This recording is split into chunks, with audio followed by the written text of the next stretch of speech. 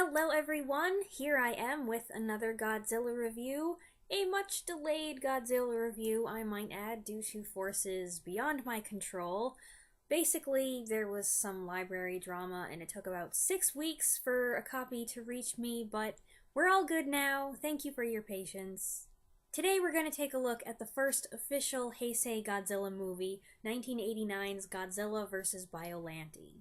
This is the 17th film in the series, and it picks up pretty much where 1984's Return of Godzilla left off, and then jumps forward 5 years.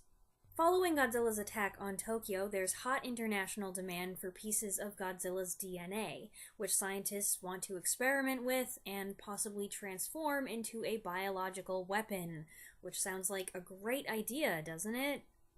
While various goons are attempting to steal the DNA in order to be the first to develop such a weapon, a Japanese scientist successfully combines Godzilla's cell with a plant cell, but secretly he also includes a trace of his deceased daughter's DNA in this new organism. The result is Biollante, a huge immortal and sort of sentient plant that is able to communicate with a girl through extrasensory perception. Meanwhile, Godzilla wakes as the volcano he's in starts acting up, the bad guys set off an explosion that causes it to erupt, and Godzilla comes back to wreck more cities and fight Biollante. That's my version of the plot summary, but if you want it short and sweet, here's how IMDb.com puts it. After rising from his volcanic grave, Godzilla is threatened by a mutated rosebush. I suppose that's a little more punchy. This is the first of the 6 Heisei-era films that followed Return of Godzilla, and it's the first one I've seen, so unlike the Showa-era series, where I'd seen a few of them before and had seen reviews of a few of them several years ago, this is all pretty much new territory for me. And having seen this movie, I'm still not quite sure what to expect. I had kind of mixed feelings about this one. Some of the concepts were a little strange to me. The dead daughter's spirit being in the plant and her father intentionally mixing that plant with Godzilla's cells to keep her alive forever. I don't know, that just doesn't sound like a great idea to me. And I kind of stumble over the whole ESP telepathic connection between human and kaiju thing. It's not the first time we've seen this in the series, of course. The concept was introduced way back in 1961 with Mothra and the Shobijin, but well, the Shobijin are fantastical characters themselves, so I just kind of take it for granted. But the introduction of it here struck me as kind of vague, because there aren't really any other fantastical elements in this story. So it's like, oh yeah, these kids all dreamt about Godzilla, and this girl can communicate with the giant rose monster and sense Godzilla underground. We're not going to explain how or why this happens, just accept it. But I can't just accept things like that. I'm not saying I need to know everything about why or how something happens, but I'd like a little more help, a little more explanation. But the scene where all the ESP kids hold up pictures of what they were dreaming about is pretty awesome.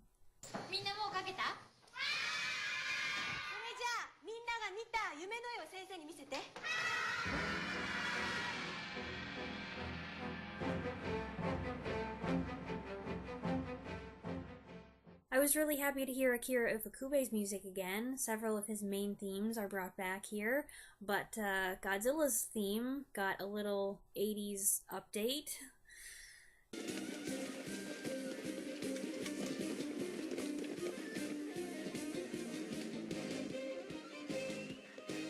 That plays a few different times, usually when people are running away.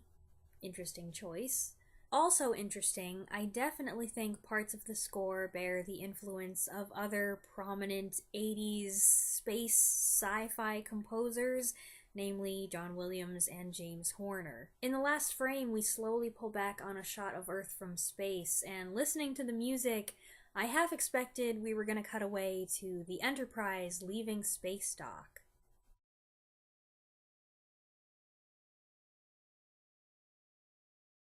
This is one of the ones, for me at least, where the monster stuff ended up being more interesting than the human stuff. The movie is on the longer side, and a lot of time is spent with human characters, but despite that, they don't feel as developed as they might have been. Part of the problem is that there are just so many of them. I never felt like I got to know any of them very well, and the story ended up spread a little thin. Also, the bad guys are awful, and I don't know if they were supposed to be cartoonish and hammy, or if they're just bad actors. Speaking of hammy, I love this moment where Godzilla sneaks up on this cocky, swaggering colonel. I think actually he's one of the good guys, and I was supposed to feel bad when he dies, but, I didn't. Godzilla's characterization here is pretty much the same as was introduced or reintroduced in 1984, so there aren't a lot of changes there. I'm not a big fan of this Goji suit, though. I can't put my finger on it, but something about his dimensions is funny to me. He looks. This is gonna sound weird, but he looks like a guy who got obsessed with lifting weights at the gym and hasn't learned to properly balance his workout, so certain muscles are way bigger than other muscles. I tried to make a doodle in my notes comparing the old Godzilla to this Godzilla suit, but it's terrible, it's embarrassing, because I can't draw. Yup. As for Biollante, well, if you ever wanted a Little Shop of Horrors and Godzilla crossover, I guess this is it, because something about the design just screams Audrey 2. Feed me. Feed me. Must be blood. Must be fresh. I'm not even totally sure what's going on here. I understand Biollante is a giant rose plant, but why do the ends of its roots have all these little snapping hydra heads that spit out green goop? I know I haven't dug up any roses lately, but I don't think that's how it works. At first, I admit I wasn't terribly impressed with Biollante, and the movie seemed to know that it had kind of a weak secondary monster because, for much of it, Godzilla is still the main antagonist. However, evolved Biollante? Oh, that thing is freaky!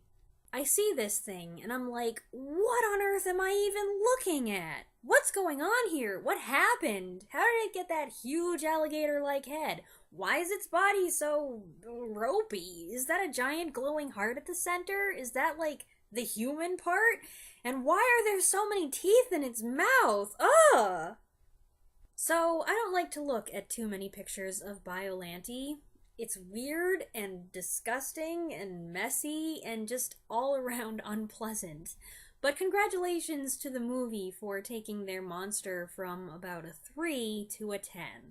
This also must be one of the nastier fights of the series thus far, with some gross images like when a root shoots into Godzilla's hand and comes out the other side, or when Biollante spews a gobby green mist all over Godzilla. Ugh, so much goo. Hey, you know what? Let's take Godzilla out of the equation. I want to see Biollante versus the Smog Monster. Can you imagine just them shooting goo and sludge at each other all day? Oh, it'd be such a mess. If it weren't for Biollante's return in the final act, I think the monster and the movie would be in danger of being forgettable. A giant rose is different, but not exactly exciting. No, it's when Biollante becomes a science fair project gone horribly wrong and transforms into one of the grossest kaiju I've seen yet that this thing really takes off. So, like I said, I feel a little mixed about this one. There were parts I liked, and the theme of the dangers of genetic engineering is always a good one, with man's questionable experiments coming back to bite him in the butt, but there were also some parts where I felt a little confused and things moved kind of slowly. But even if I didn't love this one, I'm still eager to see what else the Heisei era has to offer. And the next one is Godzilla vs. King Ghidorah, which should be interesting, the reintroduction of an old favorite. I hope you enjoyed this review. Let me know your own thoughts on this movie if you've seen it in the comments down below. I'm always curious to hear what everyone else thinks, and I'll see you next time. Thanks for watching!